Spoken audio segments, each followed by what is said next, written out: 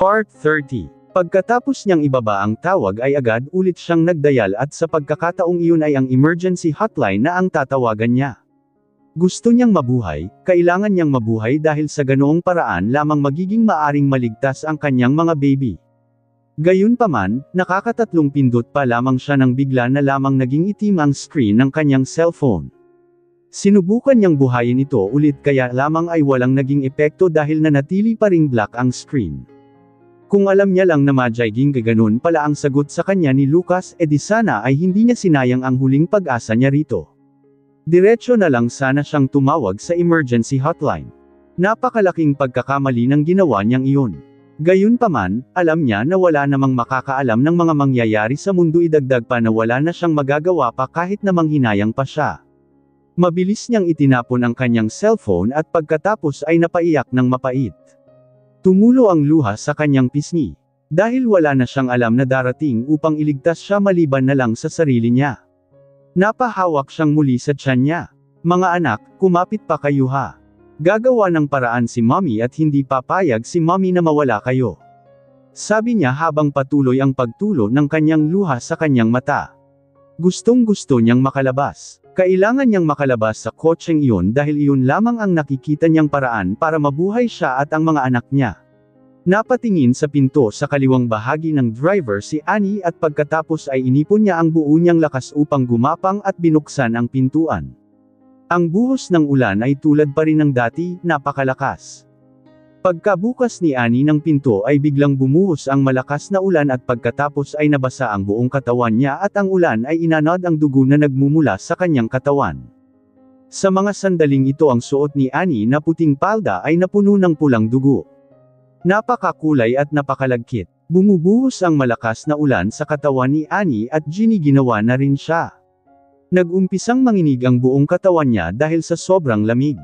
Halos mamanhid na rin ang kanyang mga kamay at halos manigas na rin ang buo niyang katawan, ngunit pinilit pa rin niya na makalabas ng kotse kahit na papano. Sa wakas ay nakarati na siya sa gilid ng pinto ng kotse at akmang ihahakbang na sana niya nagkanyang mga paa nang maramdaman niya ang sakit na tumatagos mula sa kanyang binti hanggang sa kaloob-looban niya. Ang sakit, sobrang sakit nito. Pero kahit gaano ito kasakit, hindi ito maihahambing sa sakit sa puso niya. Ang sakit na ibinigay sa kanya ni Lucas ay parang isang kutsilyo na naghihiwa sa kanyang puso na pumatay rito. Ganito ba talaga kasakit ito?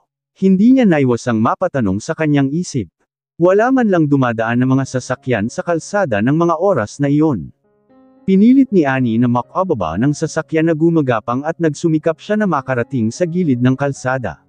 Naisip niya kasi na baka kung sakali mang may dumaan na kotse ay makita siya at dalhin siya sa ospital o kaya ay tumawag man lang ito ng tulong. Kaya lamang ay ang ulan ay napakalakas at may isang kotse na dumaan ngunit tala wala itong pakialam at basta lamang siya nitong nilampasan kahit na kinakawayan na niya ito. Walang alam na paraan si Annie lalo na at buhay na niya ang nakataya rito lalo na ang buhay ng mga anak niya. Nakita niya na may paparating na sasakyan at pagkatapos ay bigla siyang napapikit. Mabilis niyang pinagalaw ang kanyang kamay upang gumapang patungo sa gitna ng kalsada. Gusto niyang huminto ito, gusto niya itong pahintuan ito. Biglang dumating ang matalim na tunog ng preno at pagkatapos ay ilang pulgada na lamang ang layo niya mula sa kotse. Napapikit siya kanina sa sobrang takot kaya ng mga oras na iyon ay dahan-dahan naman siyang napamulat upang tingnan ang nasa harapan niya. Kung hindi lang siguro ito nakapagpreno kaagad, malamang sa malamang ay patay na siya sa mga oras na iyon. Sa sandaling malaman niya na hindi siya patay, namula ang mga mata ni Annie at napaluha at masayang ngumiti. Agad siyang gumapang palapit sa pinto ng kotse at nagmakaawa. Naaksidente ako, pwede ba akong makiusap na kung pwede ay tumawag kayo ng ambulansya? Please, nagmamakaawa ako, tumutulo ang luhang pakiusap niya. Nang matapos siyang magsalita ay bigla na lang nabumukas ang pinto ng kotse at sa sumunod na sandali, isang lalaking mataba ang mukha at naglakad pababa. Nang makita siya nito ay inabot nito ang kamay niya at mabilis na itinulak sa kalsada. Gulat na gulat si Annie sa ginawa nito ng mga oras na iyon. May sakit na bumalot sa kanyang puso ng mga oras na iyon at maging sa kanyang puson. Biglang lumakas ang pagdaloy ng dugo mula sa kanyang puson dahil sa ginawa nitong pagtulak sa kanya. Masakit talaga at sa sobrang sakit ay halos hindi na siya makatayo pa. Nang makitang mas dumami pa ang dugong dumadaloy sa katawan niya ay biglang nagsalita ang lalaki.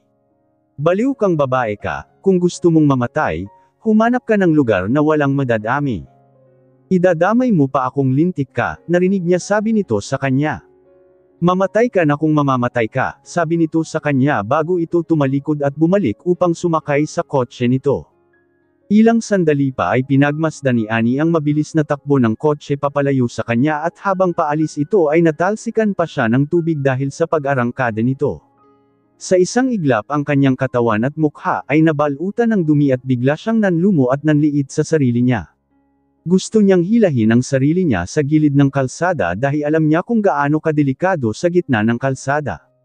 Gayunman, wala na siyang natitirang lakas pa. Sobrang sakit na ng katawan niya at habol-habol na rin niya ang kanyang paghinga. Isa pa ay bigla na lamang niyang naisip ang kanyang ina at ang lolo ni Lucas, sobrang namimiss niya na ang mga ito. Siguro this time, hindi na siya papaboran pa ng Diyos at kailangan niya na talagang samahan ang mga ito. Baka mas magiging masaya siya sa langit kaysa dito. At least doon ay may nanay siya na nagmamahal sa kanya at ang kanyang lolo na mahal rin siya doon sa langit.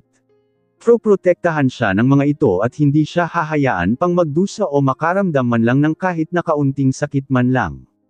Ang mga baby niya ay kasama niya rin, hindi sila maghihiwalay pa. Doon ay sama-sama sila at magiging masaya. Sorry mga anak ko, hindi na kayang tuparin ng mommy ang pangako niya.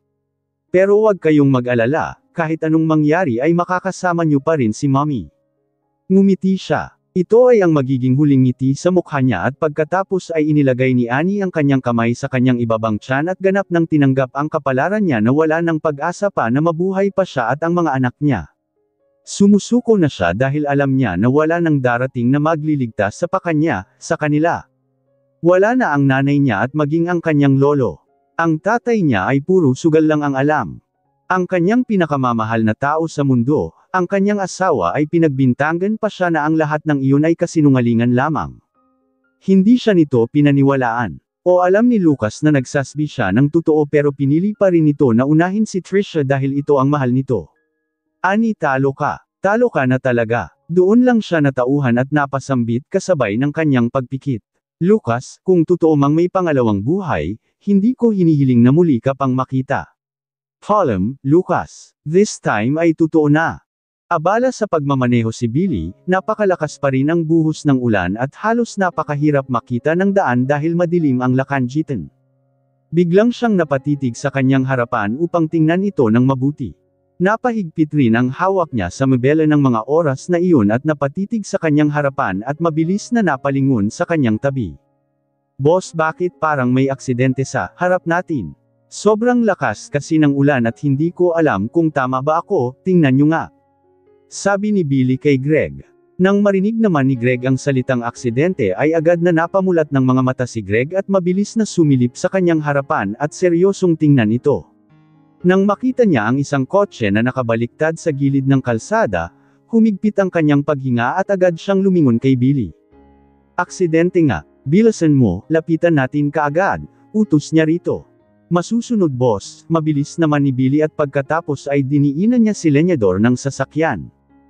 Ilang sandali pa nga ay huminto na sila sa tabi ng kalsada kung saan naganap ang aksidente at di nagtagal, natagpuan nila ang driver sa driver's seat. Kasabay nito ay nakita ni Billy ang isang pahid ng pulang likido sa gilid ng kalsada. Kaya sinundan niya ito. Hindi nagtagal ay nakita niya ang isang katawan sa hindi kalayuan at mabilis na binalingan si Greg at itinuro ito. Boss, may isa pang walang malay doon, sabi niya rito. Sige, pupunta ako. Ilabas mo ang driver rito, bilin nito sa kanya na agad niya namang ikinatango rito. Nang matapos magsalita si Greg ay mabilis siyang tumakbo sa itinuro ni Billy na isang tao na walang malay. Habang papalapit siya ay nakita niya na kaagad ang babaeng nakahiga sa kalaseda. Bigla niyang nakita ang ibabang bahagi ng mukha nito dahil ang mga mata nito ay natatabunan ng buhok nito. Hindi niya alam pero bigla na lamang siyang natulala ng mga oras na iyon nang makita ito. Bakit pakiramdam niya ay napakapamilyar nito? Habang papalapit siya ng papalapit rito ay palakas rin ng palakas ang tibok ng kanyang puso lalo nang makarating na siya sa tapat nito mismo. Umupo siya at nanginginig ang mga kamay na hinawi ang buhok nito at halos manlumo siya nang makita kung sino ito.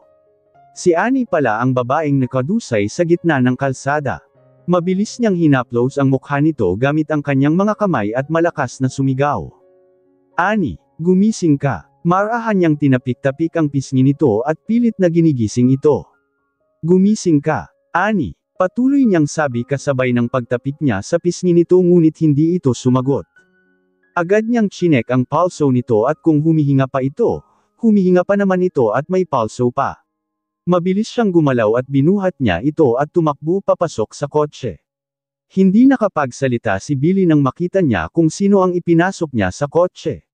Mabilis niyang nilingan ito. Siya ay malubhang nasugatan at mukha nanganganib ang kanyang buhay. Kailangan ko na siyang madala sa ospital kaagad, sabi niya rito. Chinek ko naman kanina ang injury ng driver, kahit na wala siyang malay ay hindi siya gaanong napuruhan. Maghintay ka rito ng ambulansya, dagdag pa niyang sabi rito. Okay boss, ingat ka, sabi nito sa kanya at hindi na niya nagawang sagutin pa ito dahil dali-dali na siyang sumakay ng kotse at dinala na kaagad sa ospital si Annie. Nagising si Annie dahil sa nakakasilaw na liwanag. Napakaliwanag. Napatanong siya sa kanyang sarili, buhay pa ba siya?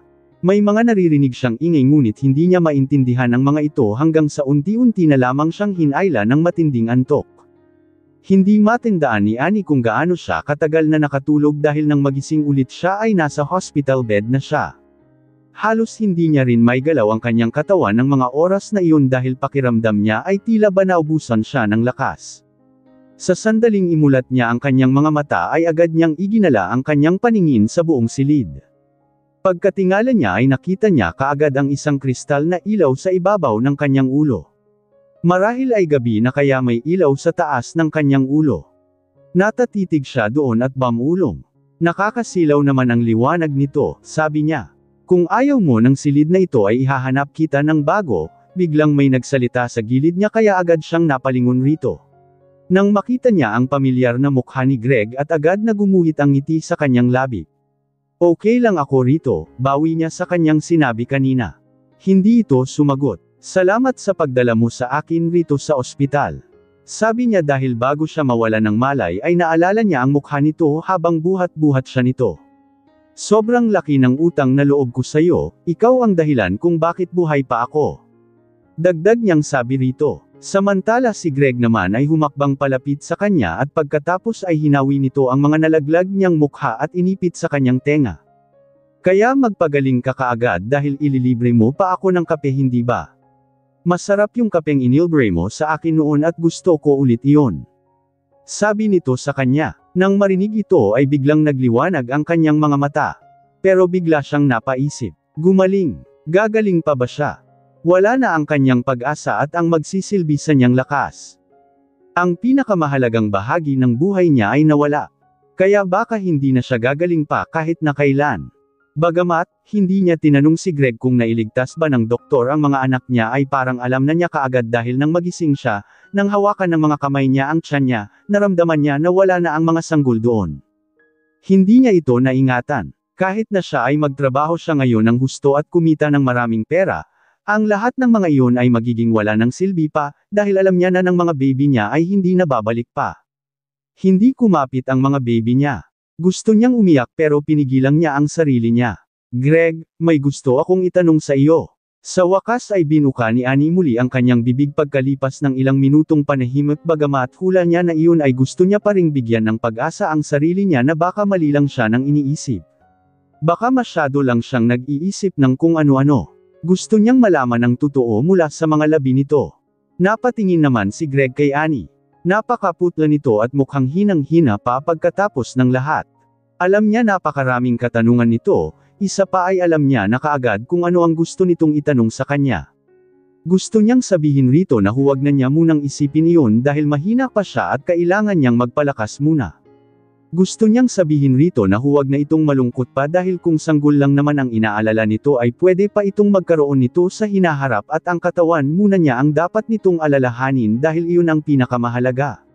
Gayunpaman, nang dumating ang tanong ni Annie ay nalaman niya na ang kanyang lalamunan ay tuyo at siya ay halos hindi makapagsalita. Alam niya na hindi ang mga iyon ang gusto nitong marinig ng mga oras na iyon.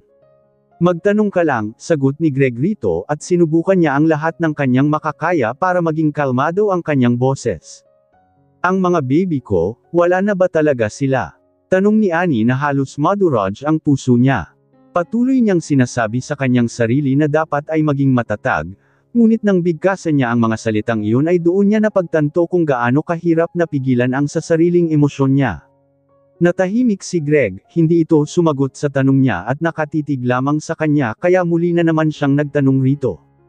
Greg, sagutin mo ang tanong ko, hindi ba talaga nailigtas ang mga baby ko? Sa pagkakataong iyon ay ginamit ni Annie ang buong lakas niya at nagtanong rito sa nanginginig na tinig.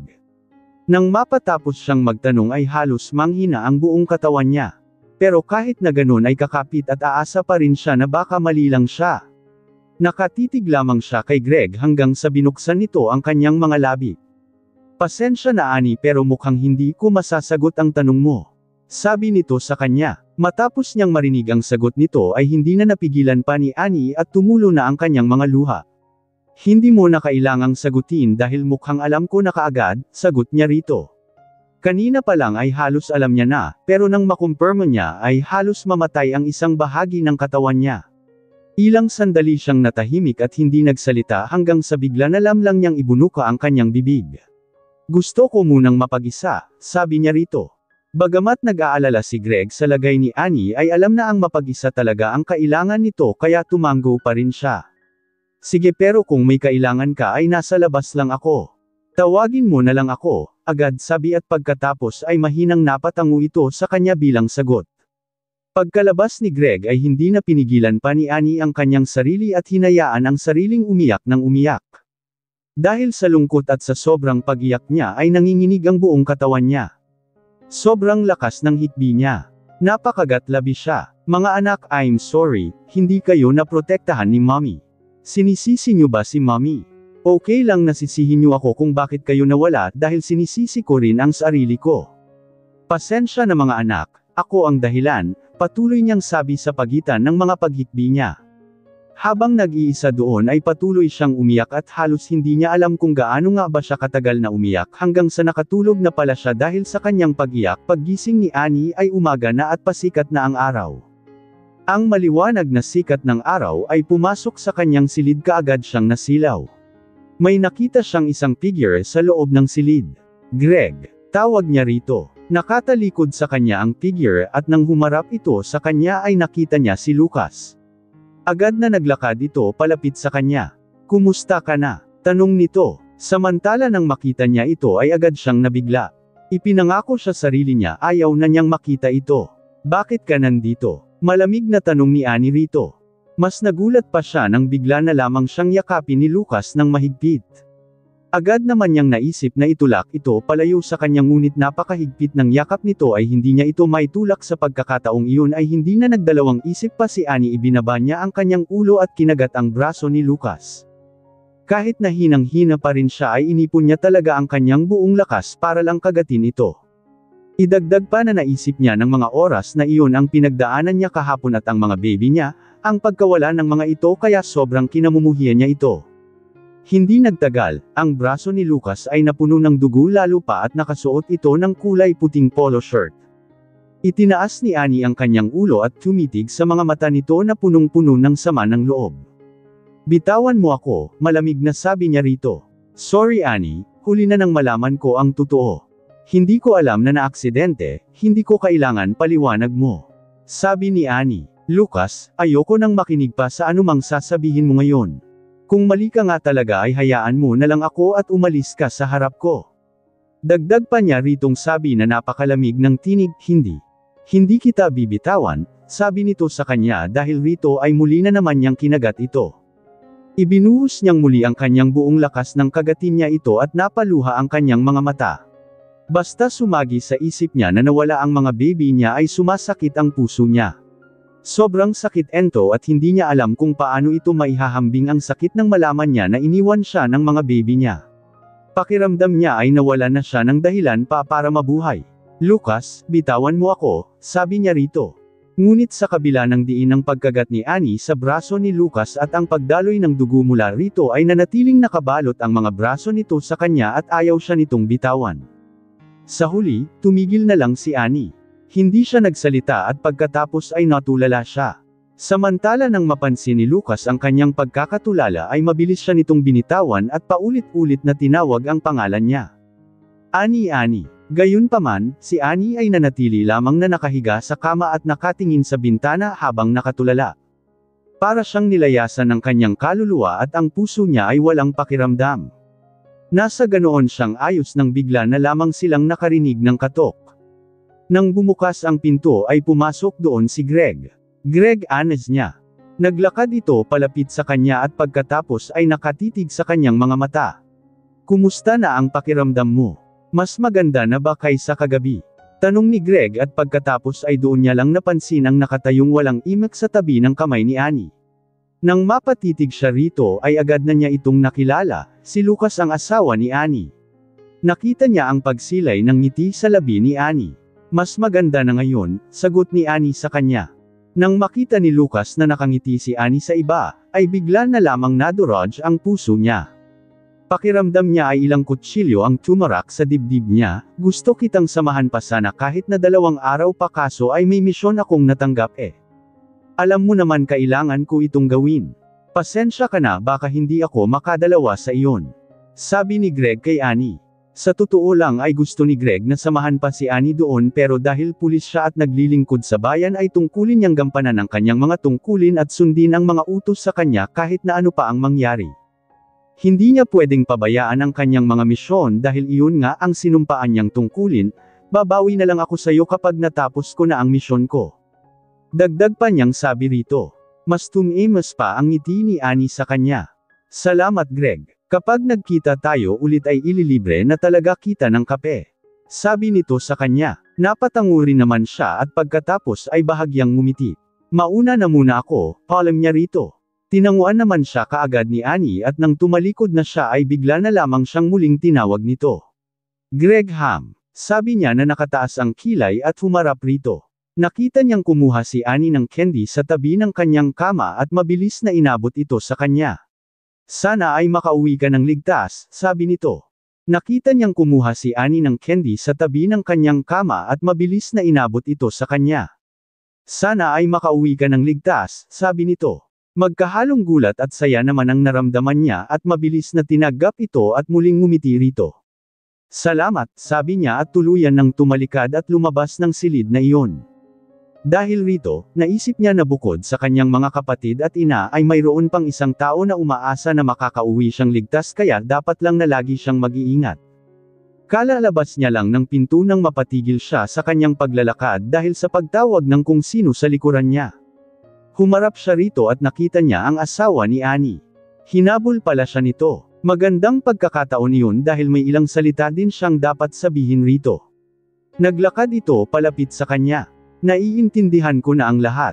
Dahil nga naaksidente ang asawa ko at ikaw ang nagligtas sa kanya ay tama lang para magpasalamat ako sa iyo. Maraming salamat. Taos-pusong sabi ni Lucas sa kanya. Ngunit sa kabila ng pagpapasalamat nito sa kanya ay hindi siya natuwa sa kanyang narinig. Alam kong ikaw ang asawa ni Annie, bilang isang lalaki, hindi ba at dapat na ikaw ang nagligtas sa kanya at hindi ako? Hindi niya napigilan sabihin rito. Wala na siyang pakialam kung ano ang mararamdaman nito. Bagamat hindi ko masyadong nakakausap si Annie ay nakikita ko na siya ay isang mahinang babae lamang at ikaw na asawa niya ay paulit-ulit lang siyang sinasaktan. Naisip mo ba kung ano ang nararamdaman niya lalo na ngayon at naaksidente siya? Hindi lang pisikal na sakit ang iniinda niya kundi maging ang psychological na sakit dahil sa pagkawalan ng mga baby niya. Tuloy-tuloy na sabi niya rito at hindi niya sinasadya na masabi rito ang mga huling sinabi niya. Kung titingnan ang ekspresyon ng mukha ni Lucas ay mukhang hindi pa rin ito alam ang tungkol pagbubuntis ni Annie hanggang sa mga oras na iyon lalo na ang pagkawalan ng mga ito. Since hindi naman sinabi ni Annie rito ang tungkol doon ay natitiyak niyang baka may malalim itong dahilan. Sa totoo lang ay nangaw siya kay Annie na hindi niya ito sasabihin ngunit hindi niya na napigilan pa ang bibig niya. Samantala nang lumabas si Lucas mula sa silid niya ay isang hindi niya inaasahang bisita nagdumating. Walang iba kundi si Trisha. "Lumabas ka. Ayaw kong makita ang nakakasukang pagmumuha mo." Malamig na sabi niya rito at pinaalis na ito kaagad kahit nakara-rating lamang nito. Parang nakakainis na langaw ng mga oras na iyon si Trisha at naiinis siya kapag nakikita niya ang pagmumukha nito. "Bakit ka ba galit? Nandito ako dahil nabalitaan ko na naaksidente ka at nagpapagaling ngayon. Kaya dapat ay manahimik ka lang, okay?" Masayang sabi nito na nakangiti pa sa kanya. Habang nakatitig siya sa nakangiting mga labi nito ay gustong-gusto niya iyong burahin. Kung sana lang ay may lakas na siya para tumayo doon ay baka kanina niya pa ito na isabsob sa sahig. "Uulitin ko, lumabas ka na. Umalis ka na dito dahil ayokong makita nagpagmumukha mo." Malamig na sabi niya rito. Dahil sa pagpapalayas niya rito ay halos bamuka ang sugat ni Annie sa kanyang puson. "Alam kong malungkot ka ngayon, pero Annie, hindi tama na magalit ka ngayon dahil kapag bamuka ang mga sugat mo ay baka mas lalong mapasama ang kalagayan mo." Sabi nito sa kanya. Idagdag pa na alam naman pala nito ang kalagayan niya pero pumunta pa talaga ito doon. Napaka-ipokrito at napakakakapal ng mukha. "Annie, kung ako sa iyo matagal na akong nakipaghiwalay kay Lucas. Bakit kailangang ipilit mo pa ang sarili mo, hindi mo ba nakita? Naaksidente ka at nakidnap naman ako pero ano? Ako ang pinili niyang iligtas hindi ba? Mas maaatim niyang mamatay ka kaysa ang hindi ako iligtas. Hindi pa ba sapat ang lahat ng iyon para malaman mo na ako ang mahal niya?" Tanong nito sa kanya. "Annie, hayaan mo basta handa kang makipaghiwalay kay Lucas ay pwede kong hayaan si Lucas na bigyan ka ng kaunting mga pag-aari niya," sabi nito sa kanya. Nagalit si Annie dahil sa mga sinabi ni Trisha sa kanya. Kahit nagaano siya kaina ngayon ay hinad niya hahayaang ganituhan siya nito. Nagngangalit ang kanyang mga ngipin ay pilit na bumangon si Annie mula sa kanyang kama at dinampot ang tinidor na nakaibabaw sa mga pagkain na naroon at naglakad ng mabilis patungo kay Trisha at hindi nagdalawang isip na itanim ang tinidor sa dibdib nito. "Lumabas ka! Lumabas ka rito!" Sigaw ni Annie habang nanginginig siya sa galit. Natakot din si Trisha at namutla ang mukha at nanginig ang buong katawan niya nang makita niya ang itsura ni Annie na nanginginig rin sa labis na galit at parang wala na sa tamang pag-iisip. "Okay, lalabas na ako Annie." Nababaliw na anes ni Trisha. Ilang sandali pa ay nakarinig si Trisha ng pamilyar na yapak. Sa sandaling liyon ay agad na nagbago ang isip ni Trisha at hindi na nagdalawang isip pa at mabilis niyang inabot ang kamay ni Annie at mas idiniin pa ang tinidor sa dibdib niya. Hindi naman niya siguro yun ikakamatay. Sa isang iglap, ang tinidor sa kamay ni Annie ay bumaon sa dibdib niya at mula doon ay umagos ang dugo. Ito ang nabutang tagpo ni Lucas nang pumasok siya sa pinto. "Lucas, sobrang sakit, tulungan mo ako." Mangiyak-ngiyak na sabi ni Trisha at mabilis na pinagulong ang wheelchair nito patungo ay Lucas. Agad naman na tiningnan ni Lucas ang sugat ni Trisha at pagkatapos ay nilingon si Annie. Nanatili lamang na nakatayo si Annie at hawak-hawak pa rin niya ang tinidor sa kanyang kamay at hindi gumalaw. Naatingin lang siya sa mga ito at halos hindi niya nagawang kumurap ng mga oras na iyon. Sa kamay ay bahagya pang tumutulo ang dugo at halos mangamoy ang dugo sa buong silid. Nang makita niyang tinutulungan ni Lucas si Trisha ay malamig ang kanyang mga matang nakatingin sa mga ito. Pero habang nakatitig siya kung paano nito asikasuhin ang walang hiyang babae ay wala na siyang pakialam pa.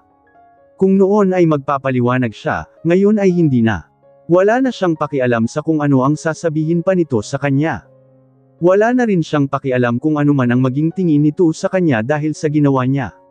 Wala siyang pakialam. Sa mga oras na iyon ay patay na ang puso niya, siguro ay iyon na ang epekto nito. Kahit na ano pa ang isipin sa kanya ng ibang tao ay hindi na mahalaga sa kanya ngayon. Mukhang alalang-alala sa kanya, bakit hindi mo siya dalhin sa doktor at para magamot? Baka kapag hindi mo pa ginawa iyon ay baka mamatay na siya, sabi niya habang nakatitig sa mga mata ni Lucas. Nang mga oras naman na iyon ay halos hindi makapaniwala si Lucas habang natitig ay Annie. Parang sobrang kakaiba ito ng mga oras na iyon at parang hindi na Siva ang Annie na kilala niya. Parang ibang tao na ang nasa harap niya. Ang Annie na kilala niya ay ang mabait na babae, ito ay isang babae na hindi man lang nang ahas na tumapak ng isang uod pero bakit nito nagawa ang bagay na ito? Nakilala niya ito na hindi kasing rahas ng nakikita niya sa mga oras na iyon. Ang mga mata nito ay napakalamig, wala man lang kimos emosyon ang mukha nito. Sobrang lamig, sobrang sakit Lucas, dalhin mo ako sa doktor. Parang mamamatay na ako sa sakit, halos megi-ikangiya na sabi ni Trisha kay Lucas habang nakayakap pa rin ito rito. Samantala ay bigla na lamang bumagsak ang tingin ni Lucas sa kamay ni Annie kung saan ay tumutulo pa rin ang dugo doon at hindi niya masabi kung ang dugo ba na tumutulo doon ay galing sa tinidor o dugo galing sa kamay nito na nasugatan. Ang kamay mo, sa sandaling nagsalita ito ay agad siyang pinigilan ni Annie. Hindi mo na kailangan pang magtanong dahil alam ko na agad kung ano ang gusto mong itanong. Tumitig siya sa mga mata nito. Oo tama ka, ako ang may gawa niyang sa kanya. Sinaksak ko siya ng tinidor gamit ang sarili kong mga kamay, malamig na sabi niya rito. Sa pagkakataong iyon ay inamin niya ito nang wala man lang paligoy-ligoy. Ni hindi din siya nagdalawang isip na sabihin rito ang totoo. Alam naman niya na ito ang sagot na gusto nitong marinig kaya hindi na niya ito pahihirapang magtanong pa.